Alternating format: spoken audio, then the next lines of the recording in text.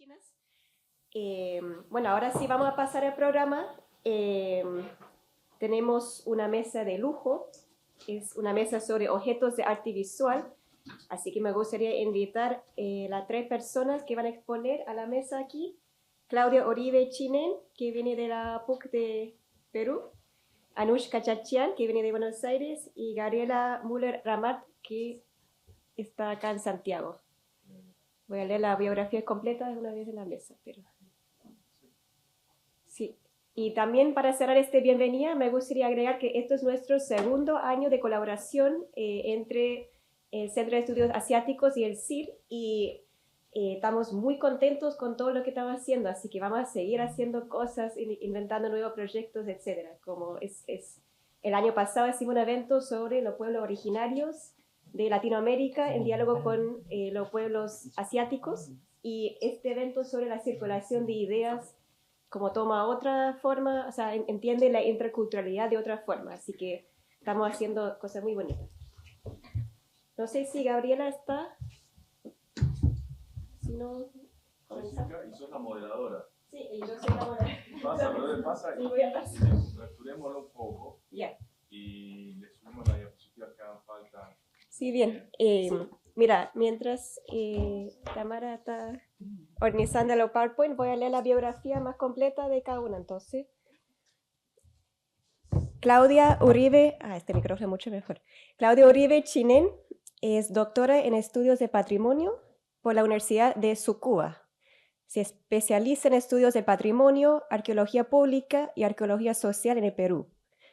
Examina las políticas de protección y exhibición de vestigios prehispánicos, la producción y gobernanza del patrimonio, la ética arqueológica y la arqueología de las tecnologías de producción y construcción. Y Anush Kachachian es curadora del Museo Nacional de Arte Oriental en Buenos Aires, también gestora de colecciones en el Museo Nacional de Arte Oriental, licenciada y profesora de artes en la Universidad de Buenos Aires, y tiene una maestría en curaduría de la UNTREF, que es 3 de febrero. Sí.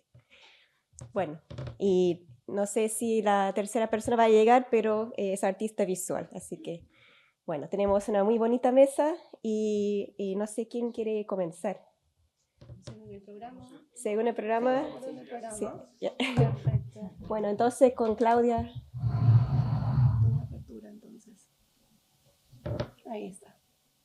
Muchísimas gracias. Entonces le voy indicando cuándo hay que pasar la lámina. Ya.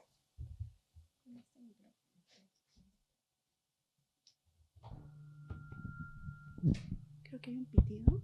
Hola. Ya. Ahora sí. Buenos días con todos, con todas.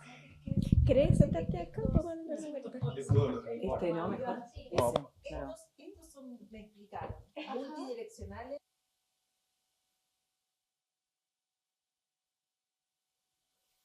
Muchísimas gracias.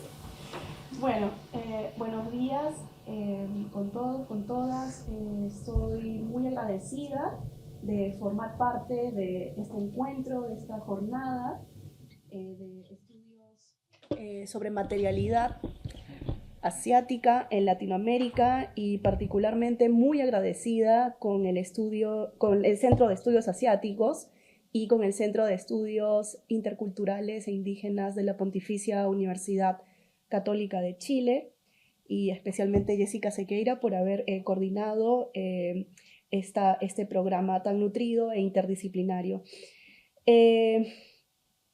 Bueno, la ponencia que voy a presentar hoy se centra en las colecciones y bienes culturales de origen japonés custodiados por nuestra institución, la Pontificia Universidad Católica del Perú, y en especial en la porcelana japonesa. Una materialidad asiática que, como vemos en esta primera imagen, es muy representativa de la colección Tamayo. Todavía estamos ahí, así que bien. De la colección Tamayo, que fue donada por el diplomático Alberto Tamayo, quien también fue egresado de la Universidad Católica en Perú, y en la década de los 80s tuvo una misión diplomática en Tokio, con lo cual coleccionó una serie de objetos de arte japonés. Ahora sí. Listo. Entonces, a modo de estructura, voy a seguir esta propuesta de tomar a la colección Tamayo como una ventana para poder acercarnos a la porcelana japonesa, delimitando su contexto de análisis para ver las materialidades de Asia y cómo su significado, uso y valoración pasan por una transformación en la era moderna por los medios en donde va circulando, en Japón y fuera de Japón también. Siguiente.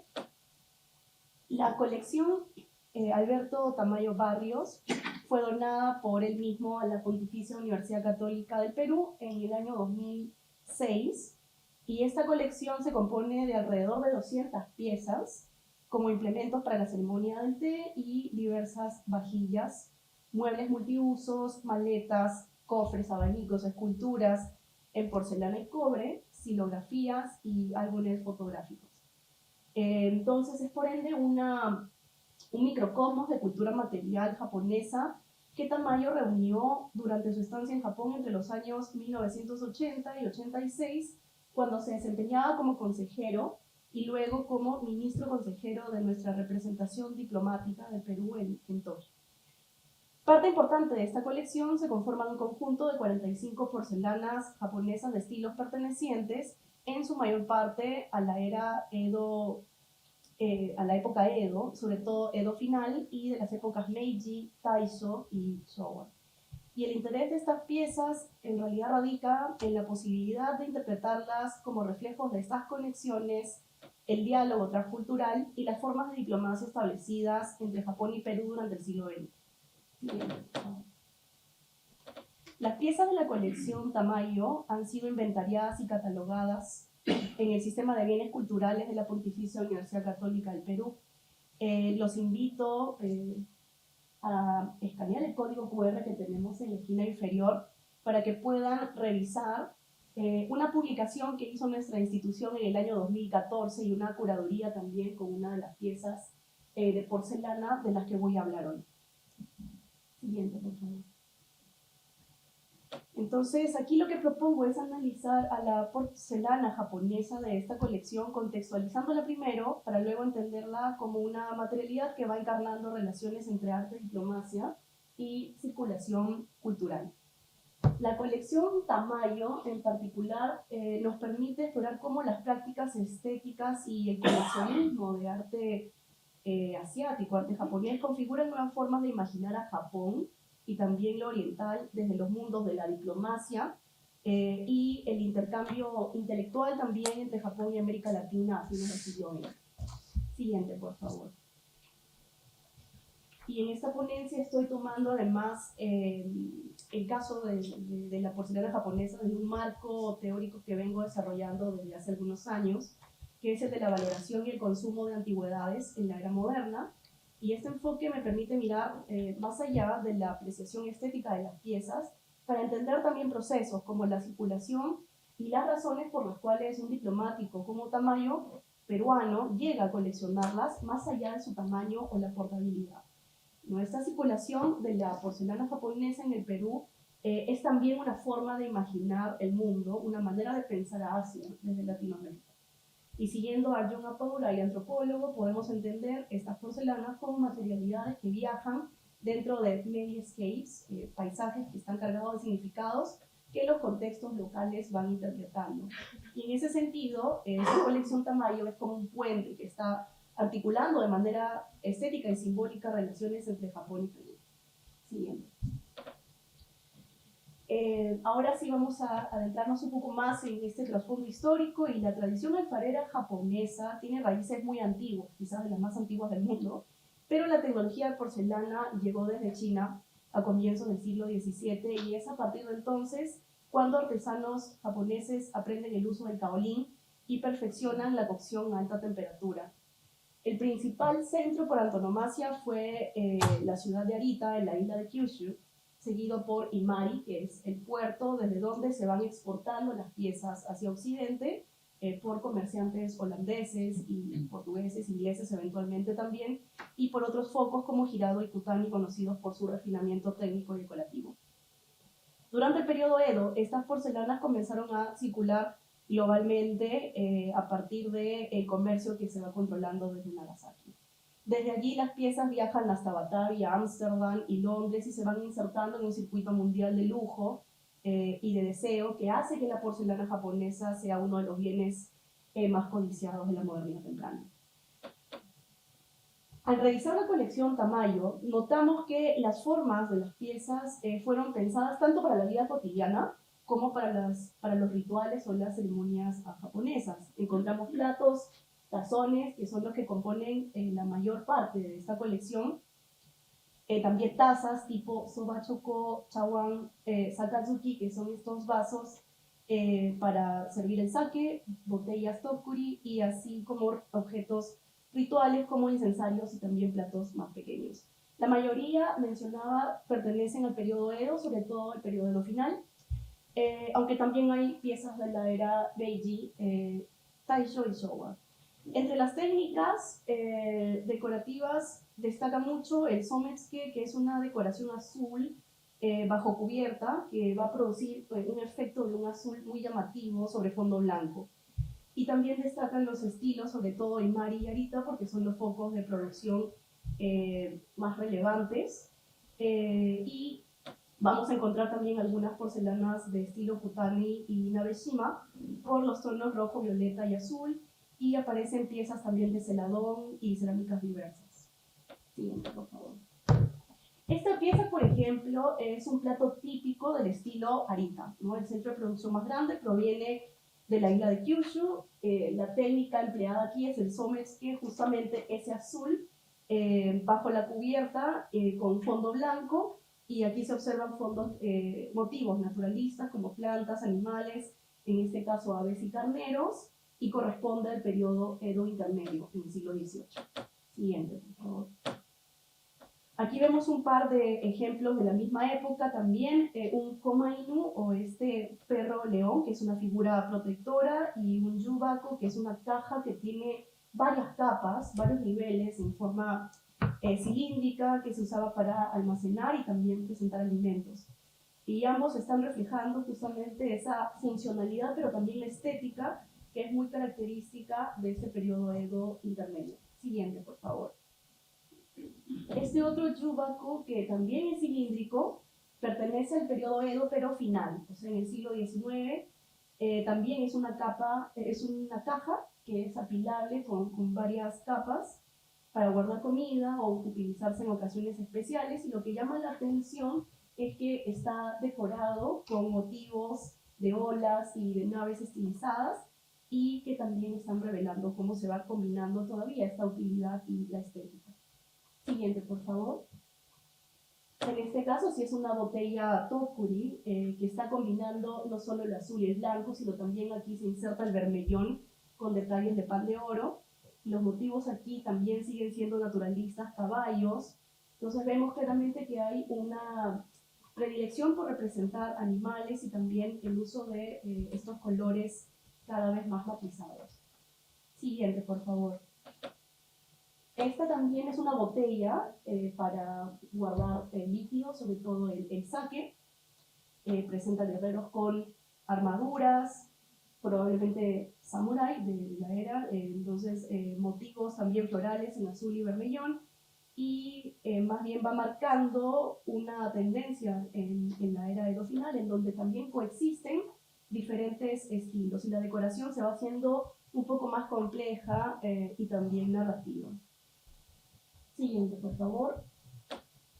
Este otro plato también es de la época Edo final, combina también los tonos azules, vermellón y dorado, con escena central, que creo que se ve muy marcadamente allí. Es un pino con un estanque de patos que está cruzado por un puente de madera, y se observan hacia el lado derecho de ustedes y a la parte superior una grulla y una tortuga, que son símbolos que apuntan a la representación de puntos cardinales y la carga simbólica, ¿no?, que a veces pueden tener estos objetos.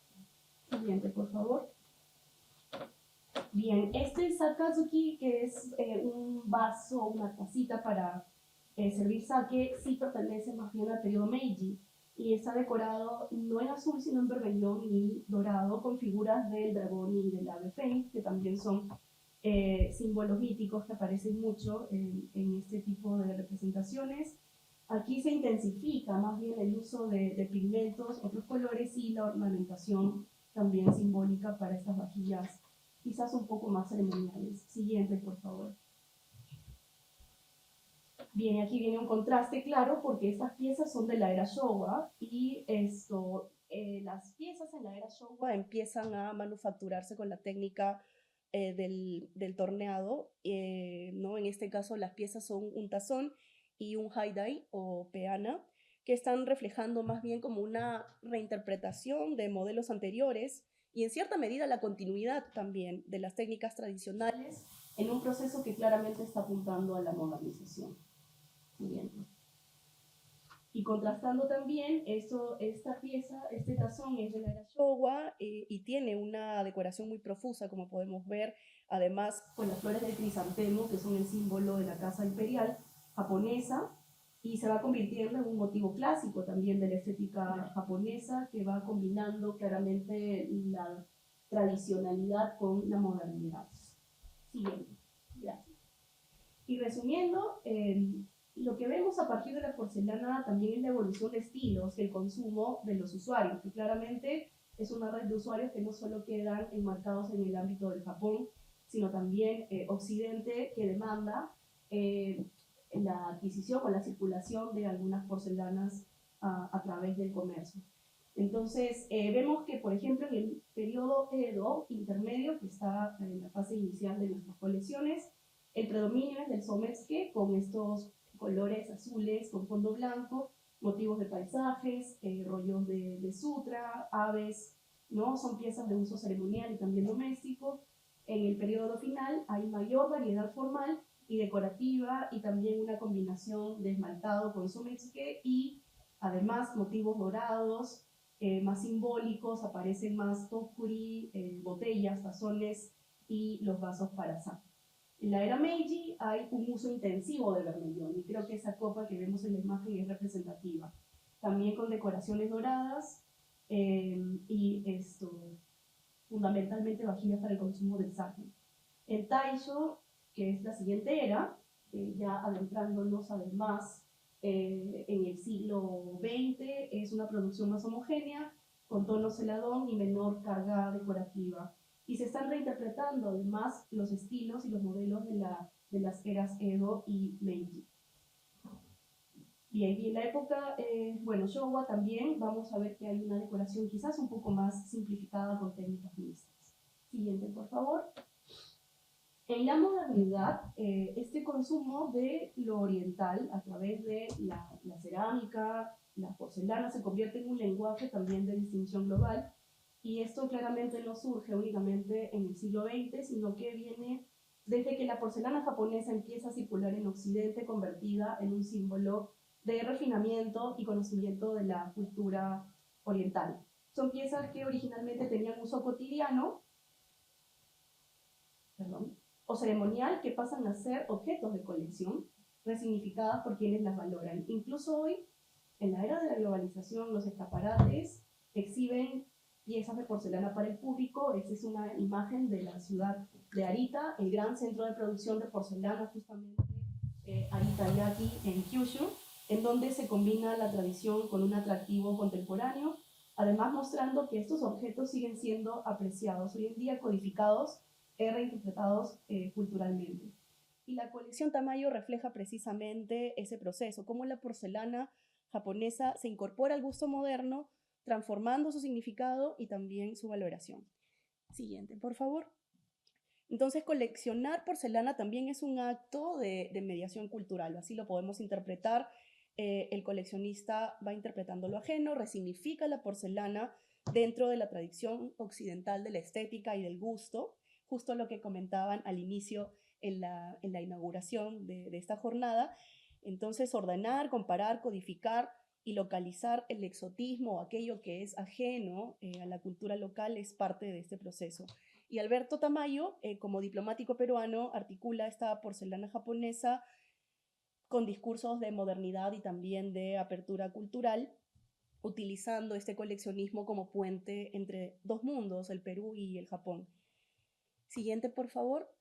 La porcelana va funcionando entonces como un testimonio también de redes transnacionales en donde van interactuando diálogos transculturales, cosmopolitanismo, diplomacia y circulación de ideas estéticas, y además la incorporación en instituciones como la Pontificia Universidad Católica del Perú va reconfigurando también nuestra noción de patrimonio, porque hay que incluir aquello que es de origen asiático, ¿no? Va reintroduciéndose en una nueva vida social que es distinta a su origen, que quizás apunta un poco a la musealización de una materialidad asiática dentro de nuestras propias narrativas de patrimonio cultural. Y ya para cerrar, la última lámina, entonces esta colección nos está revelando que los objetos no son estáticos, son nodos de relaciones interculturales que van entrando en circuitos de valoración que resignifican y van cambiando también ese uso original. El estudio de la porcelana japonesa en el Perú, y esta vez a través de la ventana de la colección Tamayo, nos permite repensar en los flujos de materialidad asiática, quizás más allá del eje simplemente Oriente-Occidente, porque estamos centrándonos en Latinoamérica como contexto para evidenciar cómo hay capitales simbólicos que también empiezan a circular a través de la diplomacia y cómo los objetos también van configurando el estatus de quienes lo coleccionan y también cómo el Japón se va imaginando en el mundo diplomático e intelectual. Eso sería todo de mi parte. Muchas gracias por su atención. Gracias. Muchas gracias, Claudia. Bueno, no tengo muchas preguntas, Sí. pero bueno, vamos a pasar a Anush. Pero sí, claro, obviamente es impresionante la cantidad de objetos que podía traer un diplomático de todas las épocas japonesas a Perú. Y bueno, también la idea de la traducción estética, bien interesante. Pero vamos a pasar a la ponencia de Anush, que se llama Kintsugi, la influencia y el uso de una técnica japonesa en Argentina a partir de 3 casos de estudio. Bien. ¿Uso este? Hola, pero para este, ¿se escucha bien? Sí, tenemos hasta 10 y cuarto, ¿cierto? Sí, menos mal que la otra persona. Bueno, buenos días. Qué bueno es poder tener este espacio de intercambio y de escucha con otros y otras colegas. Gracias al Centro de Estudios Asiáticos y al Centro de Estudios Interculturales Indígenas de la Universidad Católica por hacer posible este encuentro. El objetivo de esta ponencia que voy a presentar hoy es analizar cómo circuló y circula la técnica japonesa Kintsugi en Argentina a partir de 3 casos de estudio. La circulación de esta técnica, en este caso, en esta ponencia, está asociada a una perspectiva simbólica y cultural y cómo influencia las costumbres que en estos casos son las formas de pensamiento, los estereotipos de lo que se llama Oriente, y cómo también esa misma circulación puede... Ahí va, ahora sí. Decía cómo también esa misma circulación puede, es decir, que tiene la posibilidad de abrir nuevas imágenes para pensar de otra forma. ¿Se escucha bien? Porque yo escucho un... Hay un pitido. ¿Está encendido el otro? Quizás sí lo alejo. Porque cuando acopla es porque hay 2 abiertos. Ahí va, ¿no? Ahí lo alejé un montón igual, pero... Ya. Ahí va, ¿no? Decía cómo también esta misma circulación puede, es decir, que tiene la posibilidad de poner énfasis ahí en abrir nuevas imágenes para pensar de otra forma el encuentro entre esa técnica, el kintsugi, y esa cultura japonesa y otra cultura, en este caso la Argentina, y otros objetos. Entonces, el objeto de estudio en esta ponencia no es la hibridez de ese encuentro, sino los procesos que hacen posible esa hibridación. Es decir, no el producto, sino cómo se llega hasta ahí. Si pasamos a la segunda, bien. Entonces, la ponencia pone foco en 3 casos de estudio. El primero es un vaso de cerámica Yue de la dinastía Tang de China, reparado con la técnica japonesa Kintsugi, que pertenece a la colección patrimonial del Museo Nacional de Arte Oriental de Buenos Aires y que ingresó como donación de un coleccionista en el año 1969. El segundo, que en realidad va a ser el tercero en la ponencia, es la producción de una artista contemporánea argentina, Gabriela Soria, que utiliza esta técnica como instancia de creación. Y el tercero es una forma que compara esta técnica que visibiliza la rajadura de una pieza con las cicatrices y heridas de la vida, que también pueden ser iluminadas. ¿Cómo llega entonces esta técnica, la misma técnica, a un objeto del museo, a una práctica terapéutica y a un artista contemporánea? Y también cómo se puede repensar esa influencia desde el arte contemporáneo. Si pasamos a la siguiente, brevemente, la técnica es una práctica que se origina en Japón, que puede traducirse como fijación con oro e incluso parche dorado.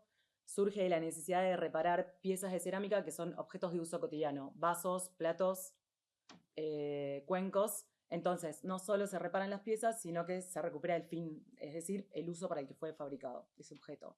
La particularidad de esta técnica es que cada pieza reparada realza las grietas y entonces las roturas y las reparaciones quedan en evidencia. Existe una leyenda que voy a comentar muy brevemente, solamente para contar estas dos formas de reparación.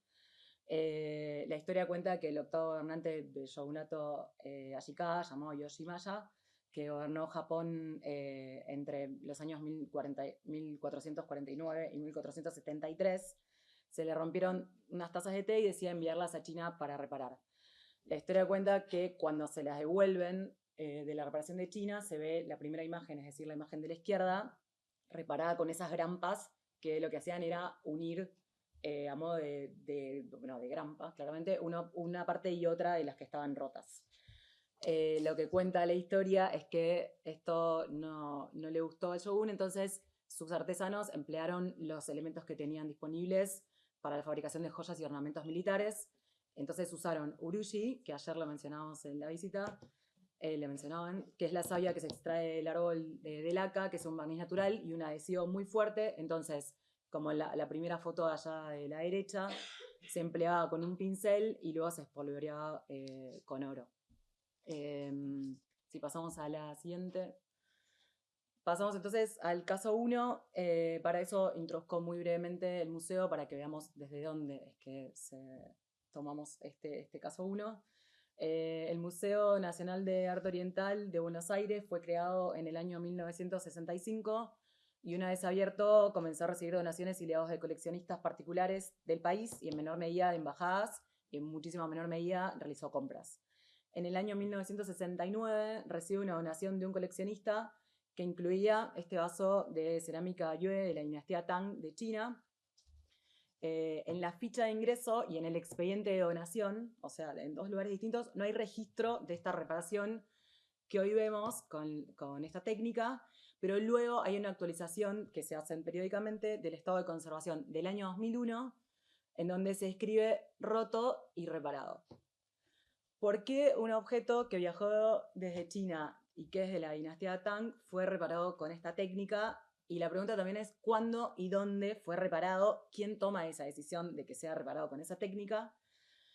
La otra opción puede ser que también que el objeto ya se ingresó con la reparación y que no se haya registrado. En todo caso, ¿cuál era la postura o la cosmovisión del museo durante esos años o en ese momento para pedir o hacer esta reparación? O incluso cuál era la cosmovisión del coleccionista si es que eso ya ingresó con esa reparación. ¿Cómo circula entonces esta técnica desde una cosmovisión particular?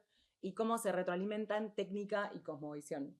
Entonces, ¿cuál era la cosmovisión de ese momento? Pasamos a la otra. Gracias.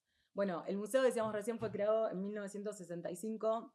En la resolución de creación dice que fue creado con el objeto de preservar y difundir las producciones materiales de las culturas orientales, así todo junto, y fomentar la comprensión entre los pueblos del mundo.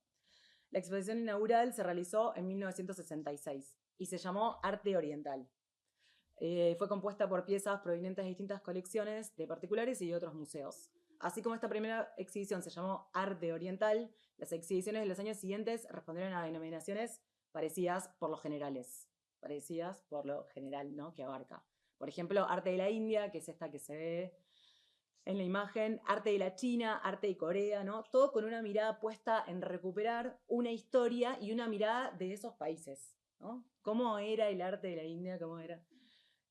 Una vez abierto, el museo empieza a recibir donaciones y legados de coleccionistas, y esto implicó dos cuestiones. Por un lado, la colección fue creciendo de manera no planificada, ¿no? Se aceptaban todos los ingresos y esto excedió un proyecto o una idea previa.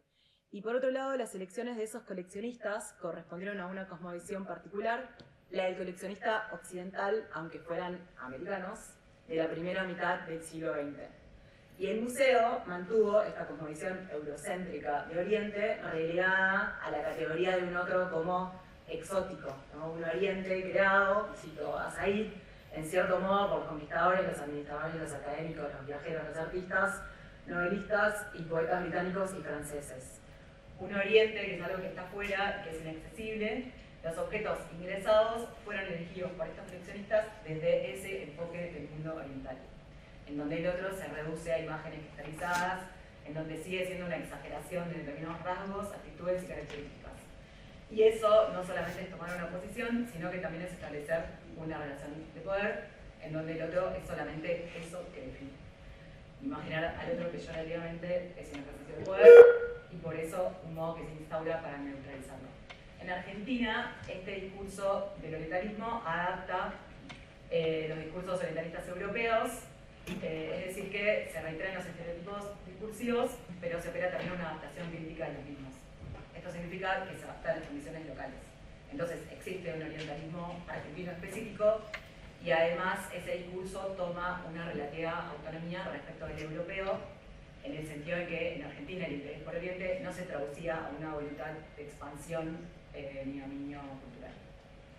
Desde esta cosmovisión entonces orientalista ingresa esta pieza al museo y es en este contexto que la técnica sumada al pensamiento de la época evidencian este cruce entre la institución y el coleccionista y la obra y el uso de esta técnica en esa obra.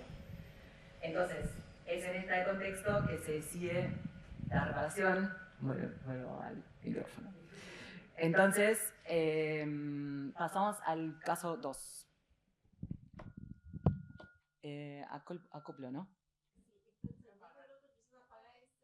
No, está apagado. Ah, este tampoco, ¿no? No, lo dejo acá. No, peor. Bueno, vamos ajustando. Para mí que se apaga, ¿no? Esta después. Lo que pasa es que son muy direccionales, entonces si no está el hablante mirando hacia el micrófono no se escucha. Este. Entonces que hablar mirando hacia Perfecto. La miraré así. No tienes que... No. 1, 2, 3. Pero para que no lo tengan que sostener, Esteban, preferiríamos usar el fijo. Gracias. Y si se apaga, lo prendo. No te olvides, no. A veces... Bueno, siento ya caída nacional. No, bárbaro, gracias. Bien. Entonces, decíamos, pasamos al caso 2. Este es el caso en el que se compara esta técnica que visibiliza la rajadura de una pieza con las cicatrices y las heridas de la vida. Esta visión propone que, al igual que el kintsugi, en donde las rajaduras de la pieza se reparan y se dejan visibles, las heridas y las cicatrices de la vida pueden también dejar de ocultarse y ser iluminadas. Acá hay como una captura de un montón de acciones terapéuticas en donde se propone esto, ¿no? Es decir, que así como como que se pueden reparar las heridas y las roturas de la vida y se pueden hacer visibles, la pregunta sería, ¿cómo se arma esta visión en la que el concepto de la técnica, de una técnica, es llevado a una práctica terapéutica que reproduce esta influencia y en tal caso, ¿cómo se va armando esta forma de circulación?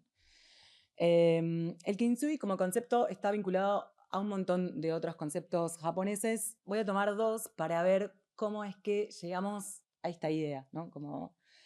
Son 2 conceptos. Uno es motainai, que abarca la idea de no desperdiciar, evitar infravalorar la vida útil del objeto. Es darle una segunda oportunidad de lo que a veces consideramos como desperdicio. Algo se rompió, entonces se descarta. Y este concepto invita a no desperdiciar algo que todavía se puede usar de alguna manera. Entonces, parafraseando un poco con este caso 2, se pasa de darle una segunda o tercera oportunidad a los objetos a darse una nueva oportunidad como persona, ¿no? Es como un poco lo que se toma en este caso 2. Otro concepto es el que se relaciona con Wabi Sabi, que en términos generales inspira a la posibilidad de encontrar belleza en todo, incluso en las cosas imperfectas, le hace rotas para este caso, incluyendo el propio ser que puede estar herido y lastimado. Entonces, entre estos conceptos se arma una mezcla que sostiene este caso 2, pero de nuevo, ¿cuál es la cosmovisión que lo abre o que lo permite, que permite esta circulación de esta técnica en estos términos? En el caso 1 hablamos de que la teoría y análisis del orientalismo que escribe Said es de 1978 y el orientalismo que sostiene nace en 1798 con la invasión de Napoleón a Egipto, que publica los conocidos diarios de viaje de principios de 1800, pero el orientalismo pensado como estructura fija de lo que ese oriente es, ideas, imágenes cristalizadas, es también tema de la actualidad. Entonces, ¿cuáles son las imágenes que se crearon a partir de esta forma de abordar lo oriental ligada al orientalismo en la actualidad y que provoca que esta técnica circule en estos términos que mencionábamos? Para esto tomé a un periodista de ascendencia china que se llama Gustavo NG, que es argentino, que él se pregunta qué ven los latinoamericanos cuando miran a China en particular. Y me atrevo a tomarlo acá porque en varias partes de su libro, en donde cuenta estas 7 imágenes que los latinoamericanos nos hacemos de China, menciona también no solamente a China, sino a distintas sociedades asiáticas. A partir de esto, elabora esas 7 imágenes, y una de esas 7 imágenes es China como parte del New Age. Él igual sostiene que a pesar de esta aproximación, este país está tan lejano, real y simbólicamente, que nunca nos llegamos a hacer una idea clara de lo que llega a ser. Entonces, se expandió esa idea de que no podemos realmente entender a China porque es un país distinto que solo puede ser comprendido en sus propios términos. Ahora después, en el último caso, vamos a volver a esto. Entonces, China como parte del New Age. Es una China que está ligada a la magia y a la superstición. Las artes marciales, el horóscopo chino, el I Ching, son representaciones de esta China pura, incontaminada de modernidad. Y Occidente se acerca a eso casi como si fuera una forma mágica. La tendencia del New Age tuvo la ocurrencia de que si se adoptaban modos, costumbres, conocimientos o productos de estos países asiáticos, ya se contaría con una solución para estar mejor e incluso vivir mejor. Entonces, este modo de pensar es justamente lo que caracteriza a la modernidad. Él dice, es la ilusión de obtener una solución apretando un botón. Entonces, cito a él, que es esta frase como un poco graciosa también, que dice, la tensión de la vida de las urbes enloquecidas de San Pablo, México DF o Buenos Aires podría solucionarse tomando unas clases de yoga instruidas por un profesor que aprendió de un profesor, discípulo de otro profesor, que una vez en su vida tomó una semana de Tai Chi en China. Esta perspectiva colabora, de nuevo, a una visión reducida y estereotipada de ese Oriente como lugar que brinda la solución para vivir y para estar mejor. Es decir, que es una forma de acercarse a eso otro a partir de lo que nos imaginamos que es, de nuevo, ¿no? Para Christine Greiner, que vamos a mencionar también en el caso 3, nada de lo que hacemos sucede sin nuestra habilidad imaginativa, que fabula sin cesar, porque es así que nos relacionamos con el mundo y con los demás. La fabulación se concibe como un tipo de invención, un recurso para imaginar la tierra distante, las imágenes exóticas y los modos distintos de vida. Las fabulaciones se hacen cada vez más vivas en la medida en que se mantienen distantes de lo que se consideraría la verdad o el origen a ser alcanzado. Entonces, la fabulación no es de nuevo una forma de narrativa orientalista y una forma peyorativa, de nuevo. Después de todo, pensar al otro en términos de fábula también es crearlo en la imaginación y es una ficción del otro. Entonces, si no hay una actitud crítica o una deconstrucción de estas distintas ideas que rodean el Oriente, de este caso 1, de este caso 2, algunas incluso contradictorias, el repertorio sigue aumentando. Este proceso está tan interiorizado en las formas que pensamos y razonamos que es una parte inconsciente de la conciencia de Occidente. Las culturas, esto un poco lo escuchaba recién en algunas de las palabras, ni Oriente ni Occidente son algo fijo y dado, y como no son cosas dadas a priori ni fijas, las realidades son siempre flujos, entonces podría inferirse con esta misma idea que entonces es posible cambiar la configuración de estos estereotipos, estas ideas cristalizadas que tenemos sobre ese Oriente, y no seguir agudizando este sistema simbólico. Dice Greiner, de nuevo, los dispositivos de poder actúan profundamente en la constitución del conocimiento y las creencias acerca de lo que somos, de lo que se reconoce o no como otro, así como en la constitución de juicios de valor. ¿Es posible entonces pensar, armar o rearmar o repensar ese oriente o esta técnica que tomamos como ejemplo de ese oriente de otro modo? Analizamos el caso 3, ahí pasamos, para ver cómo influencia el kintsugi esta vez. En este caso se presenta un ejemplo en donde esta técnica japonesa que llega a Argentina influencia también las prácticas y las producciones artísticas contemporáneas. En este caso, me interesa pensar cómo las producciones artísticas abren otro punto de vista de esa materialidad o esa técnica que incorporan, pero también de la cultura local. Analizaré la obra de Gabriela Soria, una artista argentina contemporánea, a partir de una nueva visión, o más bien una nueva forma de tratar esta técnica. Y con esto, abrir nuevas imágenes, preguntas, problematizar la mirada orientalista que sí aparecían en los casos 1 y 2, que la sociedad argentina tiene tan interiorizada en sus prácticas. En el año 2023, si querés pasamos a la otra, realizamos en el museo una exhibición que se llamó Kintsugi, en donde esta artista exhibió una colección de cerámicas de uso cotidiano provenientes de países asiáticos, pero también europeos y americanos, todos reparados con esta técnica, que ella aprendió en Japón. Podemos pasar a la otra. Si comparamos la obra del caso 1 y la de este caso, en principio podríamos decir, bueno, pero es lo mismo. Un objeto de cualquier procedencia reparado con esta técnica japonesa. ¿Por qué no es lo mismo? ¿Qué es lo que cambió entre el caso 1 y el caso 3? A continuación vamos a ver algunas ideas que abren el pensamiento a esta pregunta. Si querés pasamos a la otra. Primera idea, la alteridad ha sido transformada en estado de creación. Christine Greiner, que mencionábamos recién, es una investigadora de Brasil que analiza los casos en los que los artistas de Latinoamérica se vinculan con Japón. Y sostiene que es a través de los procedimientos poéticos que Oriente puede ser dislocado, abandonando estrictamente su posición de antípoda, que es la posición de los casos 1 y los casos 2, ¿no? Oriente es esto, Oriente es esto. Mi desafío, dice ella, ha sido identificar cómo la alteridad afecta a los procesos de creación. Inicialmente, su propuesta consistió en explicitar algunas de las estrategias más populares para lidiar con la alteridad que habían sido ejecutadas hace siglos y que terminaron instaurando modos específicos de neutralizar al otro. Al mismo tiempo, dice, rescaté experiencias que, a pesar de ser muy distintas entre sí, compartían el total desinterés por el calco exótico o por cualquier esfuerzo de adecuación a los modelos autoritarios preconcebidos. Y concluye ella en su investigación que la alteridad en estos casos, y en este que vemos, ha sido transformada en un estado de creación. Sin obedecer a patrones tradicionales, es como si el descubrimiento del otro asegurase la invención de sí en un flujo continuo para siempre inacabado, teniendo como punto de partida la empatía y ya no la dicotomía yo y el otro, que es la dicotomía del caso 1 y del caso 2. Si quieres pasamos al otro. Esta artista y los artistas que investigo no usan lo oriental para copiarlo, hacerlo idéntico, sino que se sirven de esta técnica como sustrato para su creación. No está reproduciendo esa cultura, toman una parte y la mezclan con lo actual y con lo local. Esta artista no busca pensar hacer sus prácticas como si fuera de ese país asiático, tampoco trata de recapitular la historia de un lugar que no le es propio. Entonces, en este procedimiento no se trata de imaginar al otro, no se trata de reducir al otro, no se lo neutraliza, el otro no es negado ni controlado, sino que se transforma la alteridad en un estado de creación.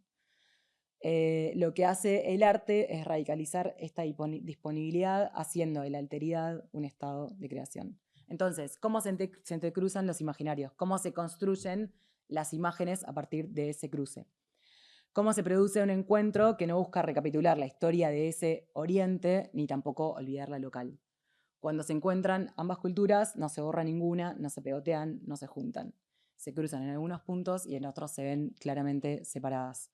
Es en ese entrecruzamiento que se abre una reconfiguración a partir de una exterioridad que abre el espacio para pensar nuevas imágenes. Y cuando digo pensar nuevas imágenes, es pensar de otra manera ese encuentro con la técnica, como sucede en este caso 3. En donde el señalamiento se deja de lado de lo que es ese oriente y se deja de reducir a un listado de cosas de lo que es. Si querés pasamos a la otra. Entonces, otro de los conceptos de las ideas es el encuentro, que en este caso es la influencia, ¿no? Esa influencia es el encuentro con el otro, como influencia esa técnica.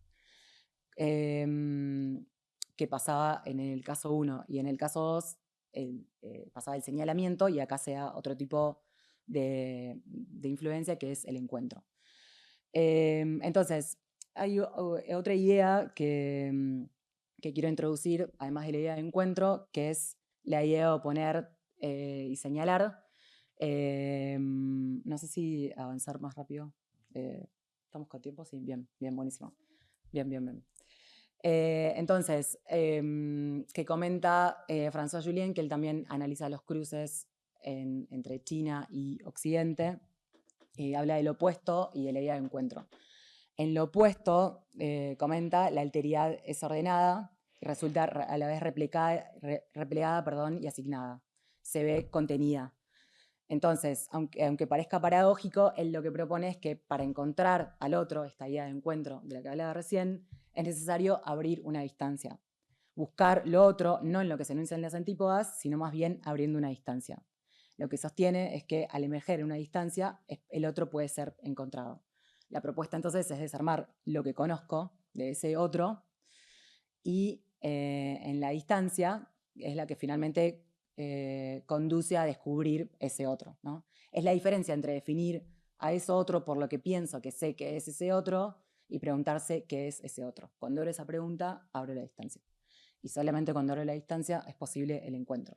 Creo que estas prácticas del caso 3, en este caso trajimos este ejemplo, dan otro punto de vista de esa materialidad y esa técnica que incorporan, y también otro punto de vista de lo local, de la cultura propia y de las influencias. Pero también creo que un encuentro solamente es posible posicionándose y pensando desde dónde se habla. ¿Qué es lo que cambia fundamentalmente en este caso 3? Es el posicionamiento local. Es lo que hace posible dejar de señalar y encontrarse con ese oriente. ¿Desde dónde está mirando este artista?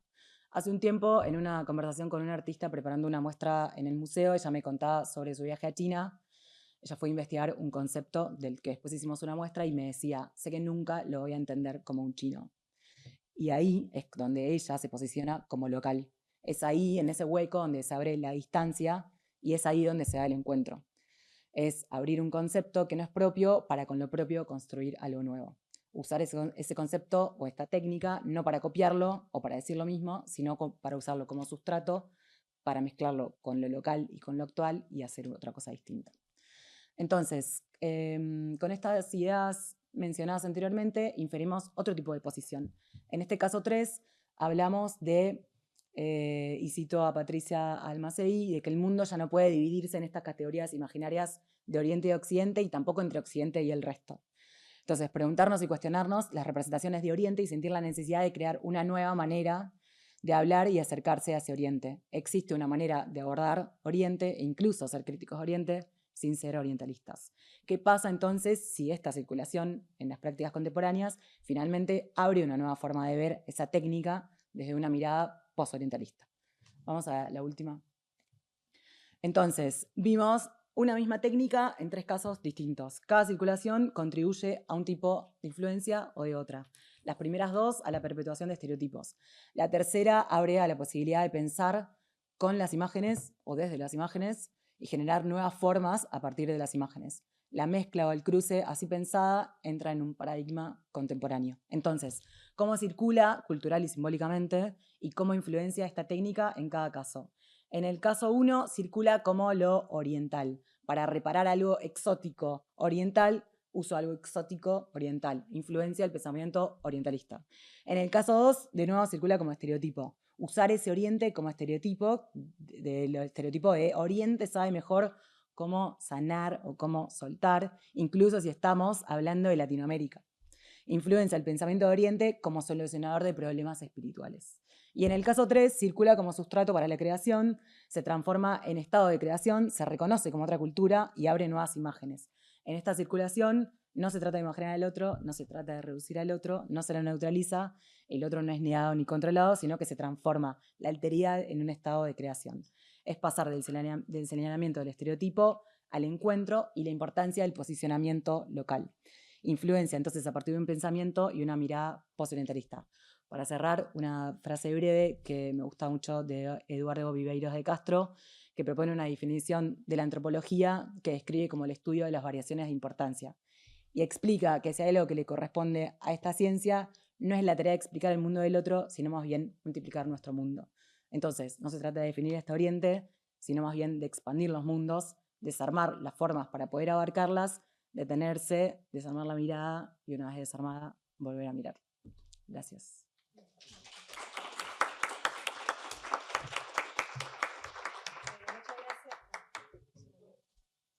Hola, hola, sí. Muchas gracias a las dos por las ponencias. Tenemos unos 5 minutos, así que quizá podemos conversar un poco. Creo que las dos charlas tienen mucho que conversar sobre cerámica, sobre porcelana, también sobre, claro, las colecciones de museo, ¿no? Son bien parecidas en ese sentido. O sea, tengo muchas preguntas, pero voy a limitarme a uno más. Ayer tuvimos la oportunidad de recorrer el Museo de Arte Popular con su exposición hecho en China, que es maravillosa. De hecho, hay varias personas acá que ayudaron con esa colección, con la exposición. Pero claro, la Paula que nos dio el recorrido nos contó de que la próxima exposición ahí va a ser sobre porcelana y género. Entonces, se me ocurrió la pregunta, ¿cuál es el aspecto de género en lo que están estudiando? Bueno, en el caso de Kintsugi, por ejemplo, es bien, o sea, está estudiando artistas mujeres, pero también está bien asociada a las mujeres, este tipo de técnicas, ¿cierto? De reparar, de sanar, y no sé, en la colección de Alberto Tamayo, pero me parece que es bien notable que hay este señor diplomático trayendo todos esos productos de Japón, que puede tener también una factura que tiene como que tiene que ver con otro contexto, ¿no? No sé, eso se me ocurre como pregunta. No, pensaba recién en el comentario que hacías y a mí me parece siempre importante, incluso cuando pensamos las curadurías en el museo, es esta pregunta, como desde dónde estamos hablando y desde dónde estamos contando, sin pensar e intentar recuperar una historia que no es la propia, ¿no? Como me parece que lo único que podemos contar, bueno, lo único, ¿no? Lo que podemos contar, digo, es lo que pasa desde... Gracias. Lo que pasa desde nuestra posición o desde las ideas o desde las cosmovisiones que tenemos en cada lugar o incluso como región, digo, hay cuestiones que se repiten también, por supuesto. Y me parece que siempre como me parece lo más interesante eso, como no hacerse una cosa que no se es o no hacerse, no sé, de determinadas culturas. Vamos a recuperar la historia de Japón y vamos a contárselas. No, en realidad no, vamos a recuperar lo que recibimos de la historia de Japón desde acá. A mí me parece como siempre más interesante eso, como posicionarse y desde esa posición qué es lo que podemos contar, ¿no? Como, no sé si tenían... Claro, como me llama la atención que son artistas mujeres trabajando esa técnica, más que nada, el kintsugi, esa técnica dorada, de reparación y todo, y además está muy vinculada esa técnica, ese discurso de la terapia. Claro, que para mí es esto, el discurso de la terapia es estereotipado, ¿no? Es como, o sea, ¿cómo pasamos, cómo llegamos hasta ahí? Bueno, entiendo cómo llegamos hasta ahí, es como un poco lo que contábamos recién. Pero bueno, es contar un poco como eso para ver desde dónde, para mí lo más interesante es esto, como estos procesos que hacen posible esta hibridación. ¿Por qué se habla de eso? ¿Cómo llegamos hasta ahí? ¿Qué pensamos para contar eso o para sostener eso? O incluso para consumirlo, como también. Okay. Yo voy a comentar algo, creo que tengo que acercar un poco, ¿verdad? Ahora sí, ahí está bien. Sí, creo que en mi caso, creo que más bien ha sido muy evidente la ausencia de presencia femenina en estos coleccionismos de arte japonés, y eso claramente tiene una explicación por el contexto en donde Alberto Tamayo empieza a coleccionar estas piezas, tanto la porcelana como todos los objetos que integran esa colección. década de los 80s, en donde además en la mayoría de cuerpos diplomáticos quienes participan son varones, fundamentalmente. Y llama la atención que además parece ser que quienes están impulsando esta circulación de arte oriental, más allá de Alberto Tamayo, en el Centro de Estudios Orientales también están intelectuales que están dedicándose de lleno a explorar un poco no solo el arte, la literatura, y eso queda también muy claro en esta publicación que les comentaba del 2014, ¿no? Entonces, ¿dónde están las mujeres en el proceso de coleccionar o de investigar también el arte japonés en el Perú? Y llama la atención porque, claro, en el arte en general, en el Perú hay artistas japonesas y también, así como ocurre en Argentina, incorporaciones quizás de nociones japonesas en el arte contemporáneo del Perú, pero el coleccionismo en sí, cómo ha venido siendo practicado y los circuitos en donde están presentes las piezas de arte japonés, cómo se va cultivando el gusto, cómo se consumen estas piezas y adquieren valor, parece ser que además es un circuito muy, muy masculino, muy patriarcal, que tiene que ver con la diplomacia y cómo funcionan estos círculos de intelectuales. Creo que vale la pena hacer una revisión y quizás desde una mirada más crítica también, ¿no? Porque en ese contexto de los 80s, por otro lado, en la misma institución, quienes están impulsando la arqueología o en todo caso estudios de colecciones son profesoras arqueólogas mujeres, ¿no? Entonces ahí creo que estamos abriendo más bien preguntas interesantes para un abordaje quizás más crítico. Muchas gracias. Bueno, muchas gracias a las dos. Gracias. Creo que con eso podemos cerrar la mesa y eso, hasta la próxima. Invito a José Miguel Vidal, moderador de la próxima mesa, y